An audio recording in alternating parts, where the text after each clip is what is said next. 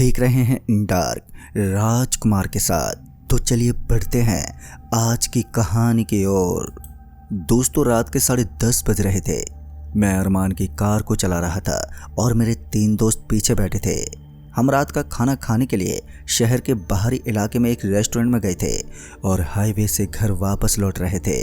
ये एक अंधेरी सुनसान सड़क थी जिसमें कोई स्ट्रीट लाइट भी नहीं थी और कार के अंदर पीछे की सीट पर बैठे 3 दोस्त लगातार हंसी मजाक कर रहे थे कि सड़क कितनी डरावनी थी और उन सभी ने कुछ भूतिया बच्चों की कहानियां सुनी थी जो सड़कों पर नंगे पैर दौड़ते रहते थे।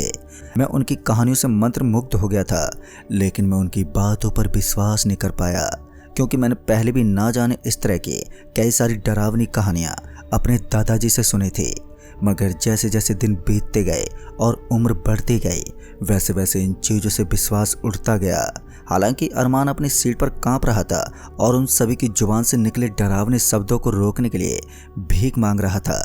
मैं हंसा और उसकी पीठ थपथपाई और फिर मैं उसकी आंखों में आंख डालते हुए बोला, अरे भाई, वो केवल मजाक कर रहे थे और भूत या बुरी आत्मा जैसी कोई चीज़ नहीं होती, ये सब काल्पनिक कहानी होती हैं। मैंने अभी इतना कहा ही था कि तभी 3 अधेड़ उम्र के आदमी अचानक ही सड़क के किनारे चलते हुए दिखाई दिए। पल भर के लिए जब मैंने उन्हें देखा तो उनकी हरकतें मेरे दिमाग में छप गई। बाईं ओर वाले ने मेहरून कार्डिगन पहना हुआ था और बीच वाले के सिर पर पीले रंग की पगड़ी थी और दाईं ओर वाले के कंधे पर काली शॉल लिपटी हुई थी। उनकी मौजूदगी इतनी अचानक से हुई थी कि मैंने उन्हें मरने से बचाने के लिए कार को भयंकर तरीके से घुमा दिया, जिससे पीछे बैठे सभी जने अपनी अपनी सीट से नीचे गिर पड़े और हम सभी का दिमाग कुछ पलों के लिए बुरी तरह से चकरा गया था। हमने उन्हें मुश्किल से पार तो किया, लेकिन कार के अंदर झटका इतना जोर से लगा था कि हम सबकी कुछ सेकंड पहले की हंसी डराकर रख देने वाली खामोशी में बदल गई। हमारी कार की स्पीड जो काफ़ी ज़्यादा थी, अब वो काफ़ी कम हो चुकी थी। मगर हमने जैसे ही पीछे की तरफ मुड़कर देखा कि आखिर वो नालायक 3 जने कौन थे जिन्हें मरने का बड़ा शौक था। लेकिन हम ये सब देखने में नाकामयाब रहे क्योंकि वो सड़क इतनी ज़ोरदार सन्नाटे और अंधेरे में डूबी हुई थी कि हमें इस बात के बारे में पता ही नहीं चल पाया कि ये 3 आदमी कहाँ से आए थे। फिर मैंने चैन की सांस ली और अब तक मेरा पूरा का पूरा ध्यान सड़क पर केंद्रित हो गया था। मैं किसी भी हालत में कोई भी खतरा नहीं लेना चाहता था, इसलिए मैं बड़ी ही सावधानी के साथ गाड़ी चला रहा था। लेकिन फिर एक बार गाड़ी अचानक ही झटका खाने लगी। ऐसा लग रहा था जैसे गाड़ी के इंजन में समस्या आ गई हो। लेकिन इस अंधेरी रात में, वो भी इस तरह की सड़क पर, इस तरह से किसी भी गंभीर समस्या का खड़ा होना हमारे लिए खतरनाक हो सकता था। इसलिए मैं अपने दोस्त की तरफ देखने लगा। मेरे 2 दोस्त तो यहाँ से बस थोड़ी आगे रहते थे। उन दोनों का नाम संजीव और निर्मल था। उन दोनों ने कहा, देख भाई, हम दोनों यहाँ से पैदल चले जाएंगे और हाँ, तुम दोनों एक काम करना, जब गाड़ी ठीक हो जाए तो गाड़ी को लेकर आ जाना और अगर गाड़ी ठीक ना हो तो फिर हमारे घर पर रुक जाना, हम जब तक पैदल पैदल चलते हैं। उनकी बात सुनकर मैंने उनसे कहा, लेकिन ये सड़क पैदल चलने के लायक नहीं है। तुमने पीछे वाला हादसा नहीं देखा, उसके अंदर हमारे साथ क्या हुआ? मगर वो मेरी बात मानने को राजी नहीं थे और उन्होंने अपनी मनमानी करना ही सही समझा। फिर वो चुपचाप आगे की ओर जाने लगे और मैं उन्हें जाता हुआ देखकर थोड़ा घबरा रहा था। लेकिन फिर मैंने सोचा कि मैं गाड़ी को ठीक करता हूँ। फिर मैं गाड़ी को ठीक करने की कोशिश करने लगा, लेकिन मेरी तमाम कोशिशें लगातार मुझे असफलता दिखा रहे थे। ना जाने मैंने कितनी कोशिश की, लेकिन इसके बाद भी मैं गाड़ी को तो ठीक नहीं कर पाया था। जब हमारे दोनों दोस्त वहाँ से निकल चुके थे तो अब हमें भी ऐसा लगने लगा था कि हमारा भी इस बीच रास्ते में रुकना ठीक नहीं होगा। अब तक हम दोनों दोस्त अकेलेपन में करीब 20 मिनट तो बिता चुके थे, लेकिन इसके बाद भी हमें वहाँ से निकलने का कोई रास्ता नजर नहीं आ रहा था। अब सिर्फ एक ही रास्ता था और वो था हमारी पैदल यात्रा। उसके बाद मैंने अपने दोस्त अरबाज से कहा, भाई, लगता है आज हमारी किस्मत फूटी हुई है और अब हम गाड़ी को तो यहाँ से निकाल नहीं पाएंगे, इसलिए बेहतर होगा कि हम गाड़ी को यहीं पर खड़ा कर देते हैं। अब ये हमारे लिए एक अच्छा पॉइंट था कि हमारी गाड़ी सड़क के जस्ट बगल में खड़ी थी, जिस वजह से आने जाने वाले साधनों को कोई दिक्कत नहीं होने वाली थी। उसके बाद मैं और मेरा दोस्त हम दोनों वहाँ से निकलने लगे। जैसे हम वहाँ से निकल रहे थे तो अरबाज ने कहा, लगता है संजीव और निर्मल दोनों तो अभी तक घर पहुँच गए होंगे। मैंने भी अपनी गर्दन हिलाई और उसके बाद रास्ता नापने लगा। कुछ दूर आगे जाने के बाद हम दोनों को उस रास्ते पर एक लंबा सा और घना पेड़ नजर आने लगा। पता नहीं वो किस चीज़ का पेड़ था, लेकिन उसके नीचे हमें एक खटारा गाड़ी नजर आ रही थी। बार बार मेरा ध्यान उस गाड़ी की तरफ जा रहा था। ऐसा लग रहा था जैसे वो गाड़ी खुद पे खुद मुझे देख रही हो और मैं उसकी आंखों में आंख मिलाने की कोशिश कर रहा हूँ। इसी बीच मेरा ध्यान अरबाज की बातों से खो गया और मैं उस गाड़ी पर ही पूरी तरीके से मंत्रमुग्ध हो गया। लेकिन फिर अचानक मुझे महसूस हुआ कि अरबाज वहाँ से गायब हो गया है। दोस्तों, ये सब इतना ज़्यादा अजीब था कि मैं कुछ भी समझ नहीं पाया। मैंने अरबाज को आवाज़ लगाने की बहुत ही कोशिश की, लेकिन मेरी आवाज़ कहीं भी नहीं जा रही थी। और तभी लोहे की जंग लगी हुई गाड़ी जो खटारे की तरह उस पेड़ के नीचे खड़ी थी, उसके अंदर अजीब सी हलचल हुई। जैसे मैंने उस तरफ देखा तो मैंने पाया कि वहाँ पर पत्ते उड़ रहे थे और हल्की हल्की हवा चल रही थी। धूल का हल्का सा बादल वहाँ पर चारों तरफ मंडराने लगा था। ऐसा लग रहा था जैसे कि वहाँ पर छोटा बवंडर आया हो। अरबाज को पहले तो मैं काफ़ी देर तक आवाज़ लगाने लगा, लेकिन उसका कोई जवाब ही नहीं आ रहा था।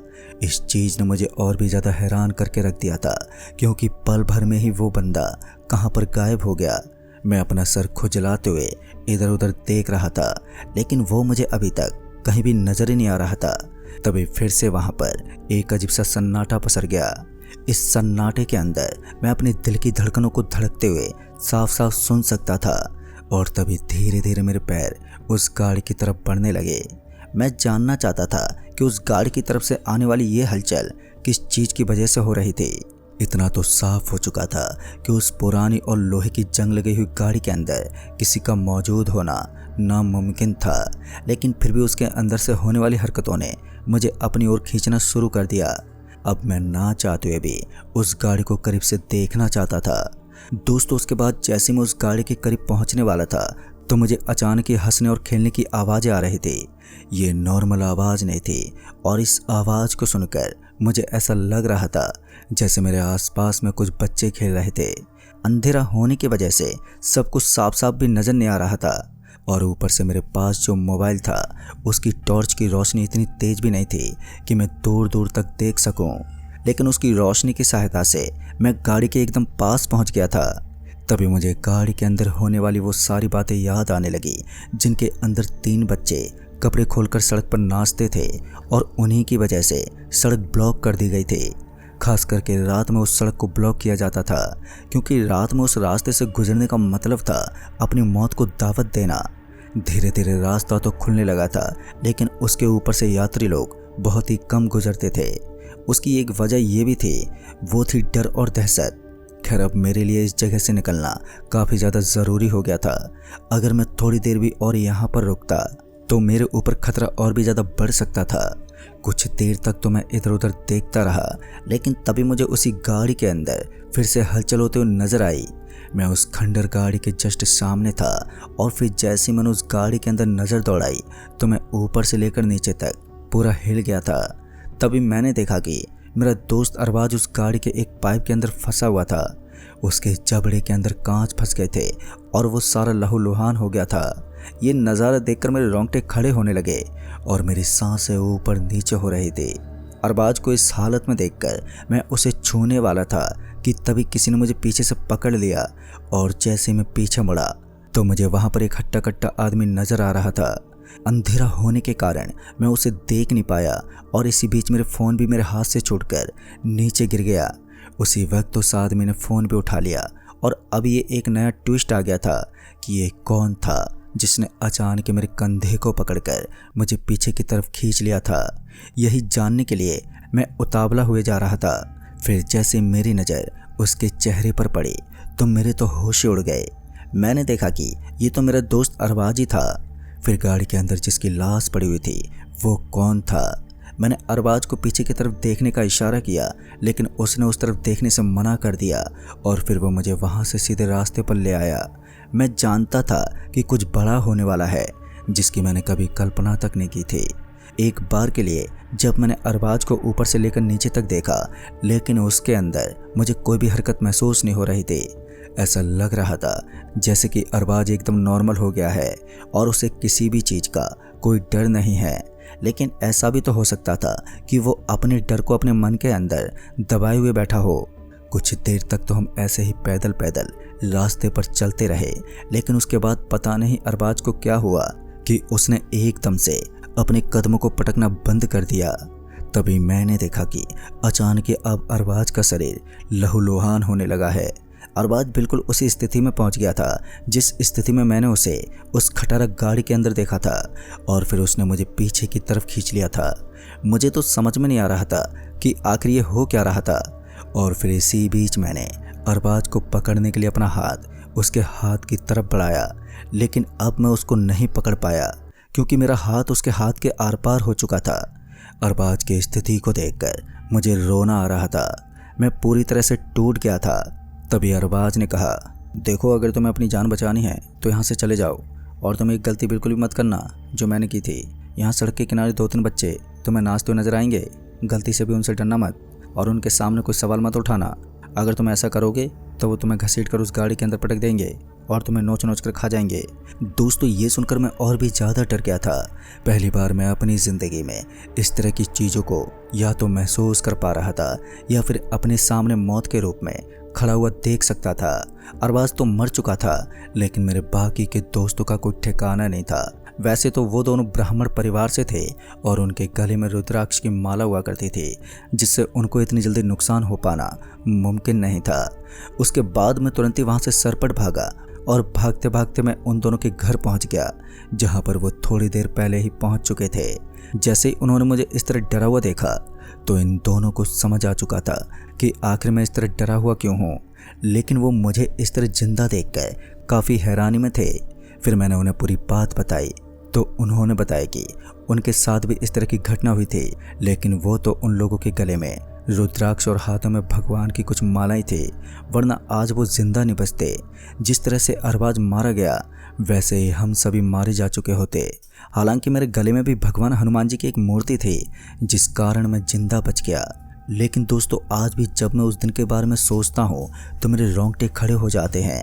आज भी मुझे ऐसा लगता है जैसे अरबाज की मौत का कारण सिर्फ और सिर्फ मैं ही हूँ, लेकिन अब होने को कोई नहीं बदल सकता। उसके बाद अरबाज की डेड बॉडी को उसके घर पहुंचा दिया गया और इस घटना के दर्जे को सिर्फ एक एक्सीडेंट का दर्जा दिया गया। तो दोस्तों, इस कहानी में बस इतना ही। कहानी आपको पसंद आई हो तो वीडियो को लाइक शेयर ज़रूर कर दें और साथ ही हमें नीचे कमेंट बॉक्स में ज़रूर बताएं। तो मैं आपका दोस्त राजकुमार जल्द ही मिलूँगा ऐसी एक और नई कहानी के साथ। तब तक के लिए बाय एंड टेक केयर।